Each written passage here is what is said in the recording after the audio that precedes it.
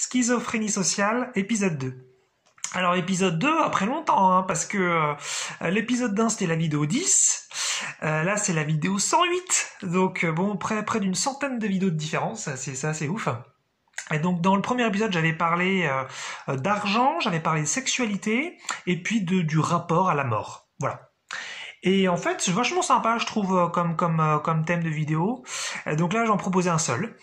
C'est sur le travail. Voilà, c'est le sous-titre de la vidéo. Schizophrénie sociale sur le travail. Et donc voilà. Donc sur le travail, j'ai déjà dit pas mal de trucs. Donc je vais essayer peut-être de pas trop me répéter, ou peut-être plutôt de résumer un petit peu, et puis de donner un peu plus d'informations. Et donc voilà. Donc qu'est-ce que j'entends par schizophrénie sociale? Alors en fait. Tout ça va un petit peu dans la lignée des vidéos sur les sous-personnalités, où en fait je parle du fait qu'on a tous, d'un point de vue individuel, en nous, des désirs, des volontés, des directions qui peuvent être parfois opposées. Et donc ça fait un petit peu des troubles, des sous-personnalités, parce que le trouble de la personnalité, ça c'est quelque chose de pathologique, mais tous les humains ont ça. Tous les humains ont des troubles des sous-personnalités, ou des troubles internes, ou des troubles du désir, ils veulent des choses, et puis ils veulent autre chose. Comme l'exemple que je donnais, par exemple, les gens veulent être riches, et en même temps ils critiquent les riches. Voilà, c'était un exemple que j'avais donné dans la première vidéo. Et donc schizophrénie sociale, c'est quelque chose qu'on retrouve donc collectivement, puisque individuellement on a tous ça, mais là ça peut être assez différent d'une personne à l'autre, même si bien sûr il y a des choses qu'on retrouve qui sont communes, mais collectivement là c'est quelque chose qu'on retrouve donc chez beaucoup de gens. Et donc là pour cette vidéo je voulais parler du rapport au travail. Donc moi je le dis tout de suite, moi je travaille pas, depuis que je suis adolescent j'ai horreur de ça. Voilà, pour autant je respecte beaucoup ceux qui travaillent, et puis de toute façon ne pas travailler, moi personnellement ça m'a énormément coûté, et ça me coûte encore aujourd'hui, hein, je le précise, donc c'est pas une facilité, voilà, c'est un choix que j'ai fait et j'ai dû faire, donc j'ai dû beaucoup payer pour ça, hein, comme quoi voilà, le travail nous permet de payer des choses, et ne pas travailler permet aussi de payer des choses. Et donc voilà, donc je vais vous donner un petit peu trois petites idées qui montrent, selon mon point de vue bien sûr, une schizophrénie sociale sur le sujet. Donc la première idée, c'est que la plupart des gens, ils aiment pas le travail qu'ils font. Ils s'y sentent obligés. Voilà, une majorité des gens sur la planète, hein, après peut-être que dans les pays occidentaux c'est un petit peu différent, mais je sais que la majorité des gens, finalement, je sais qu'aux États-Unis c'est le cas. Je sais plus le pourcentage exact, mais je crois que c'est 80% des Américains, un truc comme ça à peu près, hein, c'est peut-être pas exactement ça, mais voilà, qui n'aiment pas le travail qu'ils font. Bref, sur la planète, a priori, on a donc une majorité de gens qui n'aiment pas le travail qu'ils font. Et donc, voilà, la plupart des gens disent, il faut que j'aille travailler, là c'est l'heure, là faut que je reprenne, des trucs comme ça.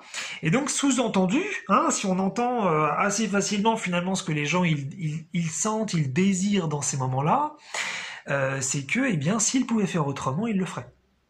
C'est ça en fait moi que j'entends un petit peu de subtil, je vois plein de gens qui vont travailler alors qu'ils n'ont pas envie d'aller travailler, et donc ok, ils travaillent parce que la vie c'est comme ça, qu'ils peuvent pas faire autrement, et que s'ils pouvaient faire autrement, ils feraient autrement.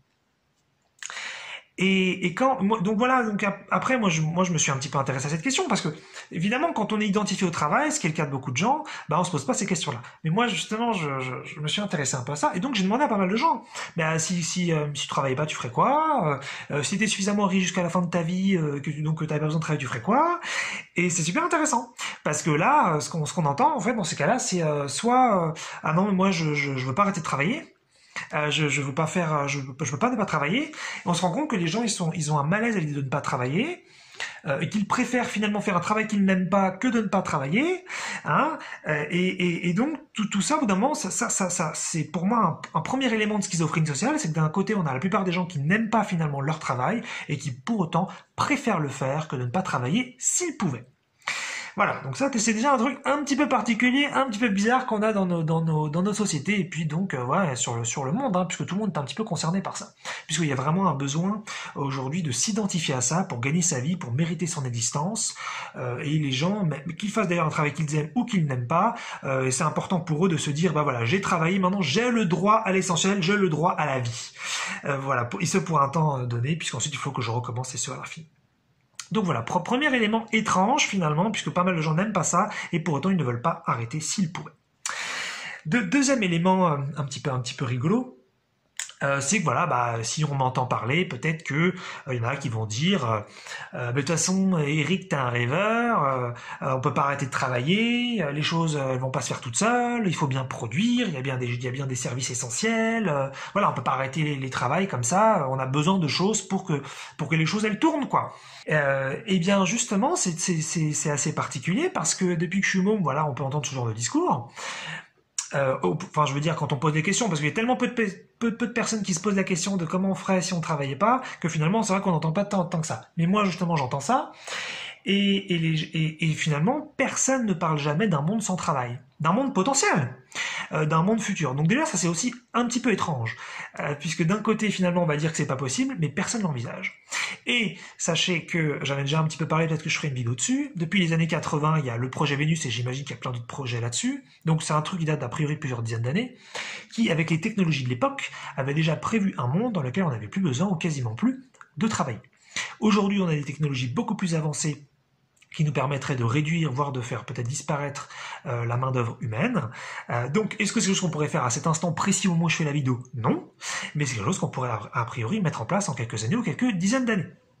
Mais, étonnant, personne ne parle de ça. Donc d'un côté, on a ce discours de on peut pas faire autrement, et de l'autre côté, on n'a pas envie de parler de faire autrement.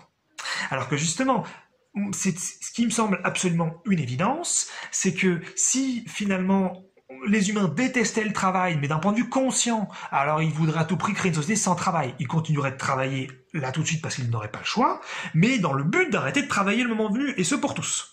Or, c'est pas le cas du tout.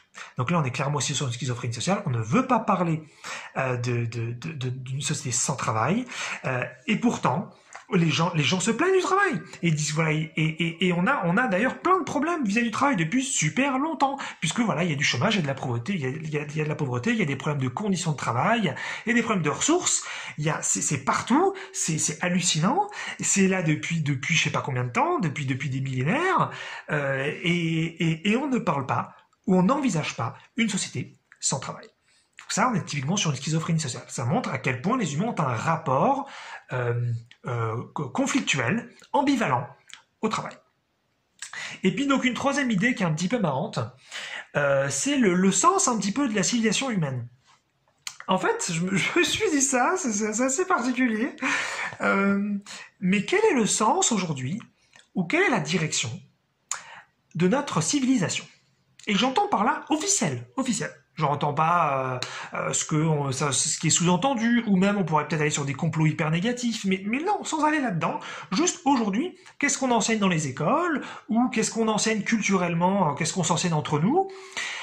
Quelle est la direction de la civilisation humaine? Puisque on est tous hyperactifs, donc je m'inclus pas dedans, mais quand je dis on, c'est la majorité, bien sûr. On est tous hyperactifs à travailler, donc à produire, à contribuer, voilà, à croître. Mais où on va? Quelle est la direction finalement? Est-ce qu'on va vers plus de bonheur? Est-ce qu'on va vers plus d'amour? Est-ce qu'on va vers plus de paix? Est-ce qu'on va vers plus de spiritualité? Est-ce qu'on va vers plus de manque, de guerre, de compétition? Est-ce qu'on va vers plus de connaissance? Est-ce qu'on va vers plus de conscience? Quelle est la direction officielle? Et peut-être que je me trompe, hein, mais je crois qu'il n'y en a pas. donc on a une planète qui grouille de gens qui font des travaux qu'ils n'aiment pas forcément en bonne majorité, et puis qui veulent pas penser à autre chose. Mais pour faire quoi finalement? Dans quelle direction on va? Et puis à l'argument qui dirait oui, mais on n'est pas encore une planète, je dirais, on n'est pas une seule civilisation, puisque, enfin, il y a plein de pays, il y a plein de frontières encore, donc il peut y avoir plein de directions différentes, ok, mais alors si on prend par exemple l'exemple tout simplement de la France, quelle est la direction, quel est le sens de la France? Quel est le sens que se sont donnés les Français à eux-mêmes d'un point de vue collectif? Moi, je sais pas, hein, j'avoue que là, je suis un petit peu paumé sur ce coup-là. Je me dis, mais c'est fou ça. Comment se fait que collectivement on n'a pas de sens? On a même pas tellement de sens. On a peut-être plus, on a des sens peut-être individuels parce que là, chacun se fait ses désirs, chacun se dit son truc. Moi, je veux faire une carrière. Moi, je veux fonder une famille. Moi, je veux peut-être faire le tour du monde. Moi, je vais peut-être construire une maison dans telle partie du monde. Bon, éventuellement, chacun se donne un petit peu son sens. Mais collectivement, quel est le sens finalement de notre pays? C'est-à-dire que quel est ce besoin de travailler, ce besoin de s'identifier à tout prix à une contribution, à un mérite de vivre, mais dans quel but? Dans quel but civilisationnel? Dans quel but sociétal? Dans quel but collectif? C'est aussi quelque chose d'un petit peu étrange, parce qu'au bout d'un moment, si on veut autant travailler et s'identifier à ça, ce serait pas mal qu'il y ait un but derrière, si ce n'est avoir le droit de vivre. Bon, une idée comme ça. Mais voilà, une petite vidéo donc sur la schizophrénie sociale, que je trouve très très sympa comme concept, j'aime bien. Où voilà, donc un rapport étonnant, on veut travailler, et puis de l'autre côté on n'aime pas ça. Et puis si on pouvait arrêter, finalement on a un malaise et on préfère peut-être continuer. Et puis on dit qu'on peut pas faire autrement, et puis peut-être que quand on peut faire autrement, on n'a pas envie d'en parler. Donc voilà, ça vous montre à quel point les humains sont très très complexes. Et faut pas leur jeter la pierre, bien évidemment, puisque à la naissance, les humains naissent avec un oubli de d'où ils viennent et de qui ils sont et de leur puissance et de leur conscience. Et donc, une des propriétés du tissu de l'expérience humaine, ça reste quand même de ne pas du tout savoir ce qu'on a à l'intérieur de nous. Et donc, on a évidemment plein d'oppositions et plein de contradictions de tous les côtés, que ce soit individuellement, dans lequel je m'inclus complètement, ou collectivement. Donc, bien évidemment, c'est juste pour pointer du doigt, puisque justement, en conscientisant tout ça, ça donne une petite chance d'évoluer, de changer, mais c'est bien sûr pas non plus une obligation.